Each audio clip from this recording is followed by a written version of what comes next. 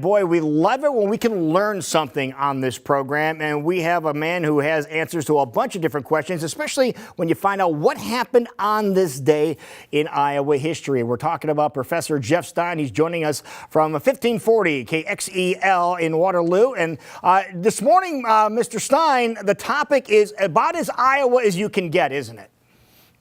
It truly is. Good morning, Lou, and good morning, everyone. Let's roll the clock back to college days, and let's roll back to 1892 when two students at the University of Wisconsin-Madison with similar names met.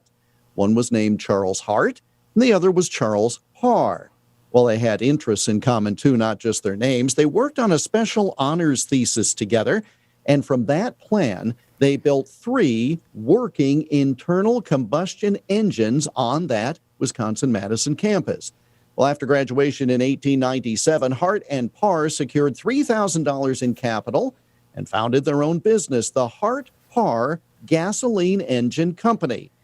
But they needed more money in order to expand the business and explore a new project. So near the end of 1899, Hart visited his parents in Charles City, Iowa, and mentioned his financial dilemma. Hart's father said, you know, there are people with money in this area, and they might be interested in investing in your little project. Local attorney Charles Ellis was one of those, and he wound up investing $50,000 in the Hart-Parr project. Again, another Charles comes into play with this one here. So it's Chuck all the way around. So that's really kind of cool. But that led to the expansion of the business. And we're talking about something that I think everybody in the state of Iowa knows what we're talking about. Let's see, Charles Hart, Charles Parr, Charles Ellis, and Charles City, as if all that weren't enough. So as a result of this influx of capital, the two men moved their business to Charles City in 1901, and the next year they debuted Hart-Parr Tractor number 1. A salesman ran demonstrations at county fairs, and slowly that new machine gained favor. Some of the very first tractors, by the way, that were delivered were demonstrating usefulness far surpassing that of steam engines, which had been popular at the time. Now, they used the phrase traction engine to define their creation, but in 1906, the sales manager for Hart-Parr, his name was W.H. Williams, the only non-Charles in my story today, he decided the phrase traction engine was a little too vague and a little too long to use in news releases, so he invented the word tractor, combining traction and power. As a result, and because the Charles City plant was the first to be continuously and exclusively used for tractor production, Hart and Parr earned the title founders of the tractor industry. How about that? And folks, you just learned where the word tractor came from. Okay, it's a combination of 2 different words, traction and power. That's where tractor came from. But you know, we hear about different big companies that have tractors here in the state of Iowa. We don't hear about the Hart-Parr tractor being produced anymore. What happened to that company?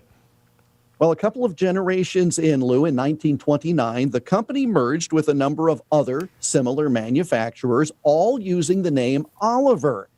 And so Hart-Parr merged in with another company that was well known in Iowa, Oliver. So the Hart-Parr name actually disappeared from machines around that time, but Charles Parr stayed with the company he founded until his death in 1941. And today we remember one of the founders of the tractor, Charles Parr, for he was born on this date in 1868. How about that? It really is no surprise that when we're talking tractors, it all comes back to Iowa, doesn't it? Well, where better to not only have the best soil for using these machines, but you might as well invent them and build them here as well. Yeah, you have the machine that does the work. And then, we found out from previous Iowa Almanac editions, the plows used to tear up the soil and plant the seeds also came from the state of Iowa. How neat is that? Well, let's just say we're here for a reason. It's because we know, well, don't tell Illinois, but we're the best.